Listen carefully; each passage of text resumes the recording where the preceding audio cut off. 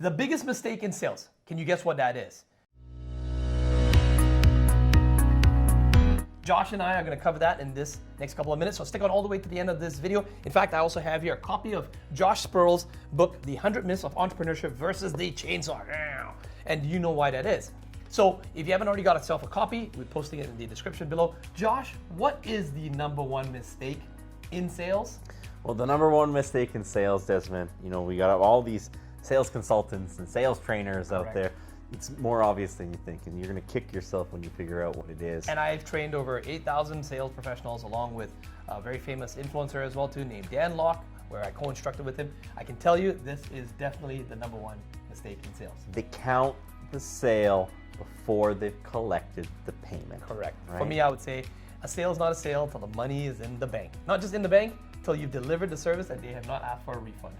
That's when a sale is really done. And you hear about it all the time, the rapport needs benefit close. We hear about all this sales strategy, but the most basic thing is that, it's not a sale till you've actually collected the payment. We're not actually done that full cycle, right? Jeb Blond in his books and Mark Hunter in his books and almost every other sales book that's out there as well too, they all talk about this. We all get excited. You're that salesperson, you're on the call or you're in the face-to-face and you get this verbal agreement, and you think the sale's done. That's when you go out there and you celebrate, and then the weekend transpires and you get this phone call and the client's got cold feet, they back out on a deal, or you start chasing them and following up, like, hey, you just want to follow up, and it doesn't go through. That the dreaded follow-up, I hate that. Yeah, Okay? yeah.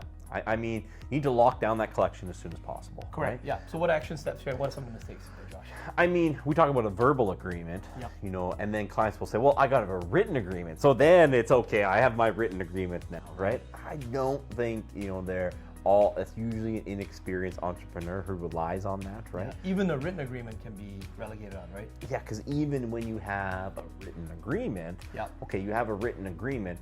Now, are you going to, if they suddenly stop paying, do you want to deal with this difficult customer? Do you actually want them as a customer? Right. Now you're fighting with this payment, and let's say, okay, we're actually going to go through the steps of litigating. Right, we live in a very litigious time right now. So everyone's just said, oh yeah, I can just sue them, or I'm gonna send them a court order or something. Most entrepreneurs don't understand the likely costs associated with that, right? Right, you actually wrote it in here in your chapter, myth number 50, by the way, right? And you talked about, litigation here, right? To understand my position, you must understand how enforcing these debts normally transpires.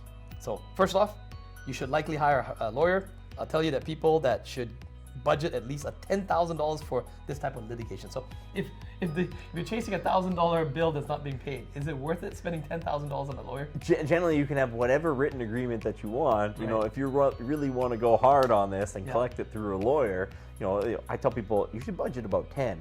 So think very, very difficult about the actual rate of return on what you're going to invest when you're hiring a lawyer. You're trying to collect a debt that's $1,000, $2,000, $3,000, $4,000, $5,000, Yeah. and there's a very good probability that's going to cost $5,000 to $10,000 just to stick the lawyer on them. Yeah. What are you actually collecting at that And the point, lawyer's right? happy because the lawyer's actually making money. The lawyer's going to get you $5,000 to $10,000. That's right. Some of them are a little bit more pragmatic, and they'll tell you, it's like, do you really want to litigate this Correct. amount? A Right? good This lawyer. is- A good lawyer. It's not $100,000, but a lot of them, yeah, they're very happy to take the retainer, Yeah. right? And now they also tell you sometimes that you can recover costs, Mm-hmm. right?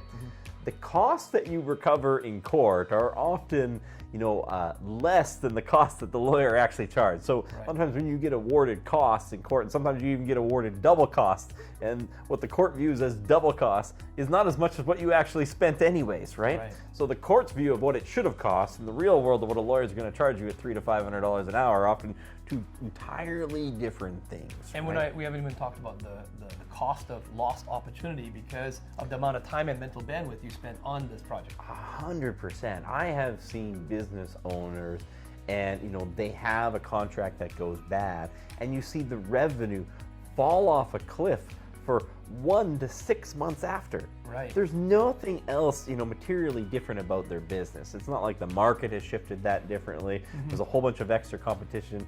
they're actually just focused on collecting that $7,000 debt. They're so hung up on it. They're stepping over dollars to pick up pennies at that point. That's right.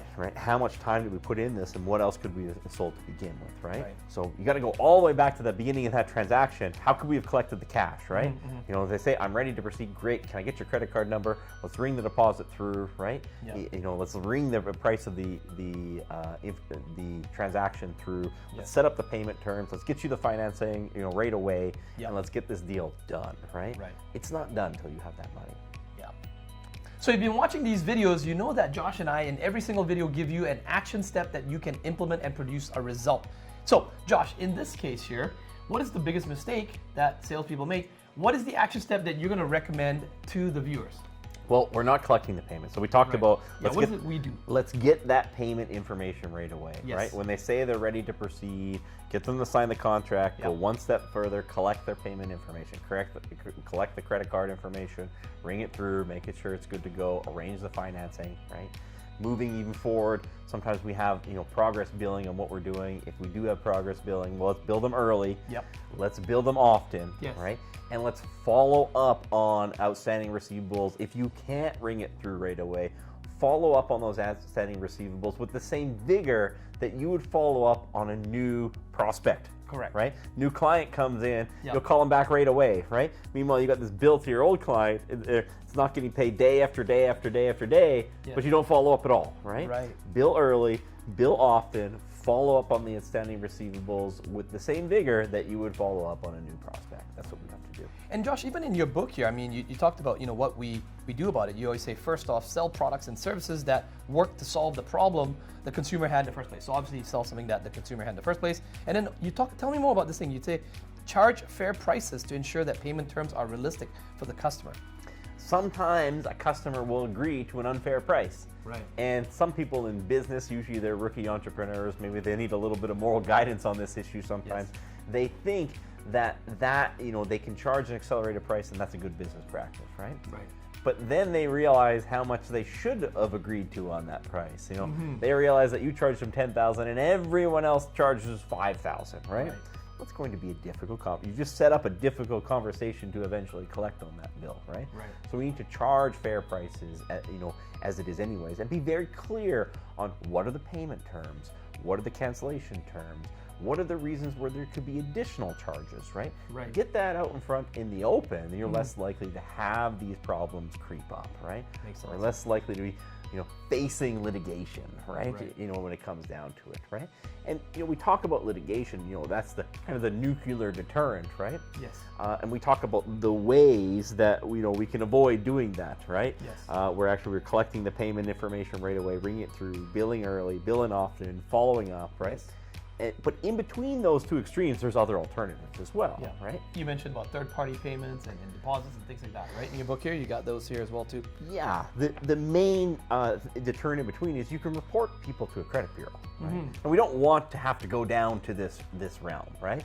But sometimes we have to weigh, you know, do we want to have the nuclear deterrent and hire an attorney? You know, maybe that's great if the $100,000 contract. Let's go. We got a good contract that should have paid us. We did everything we could. You know, we go down the nuclear deterrent. What if it's a $2,000 contract? And what if, you know, do you really want to hire the nuclear deterrent?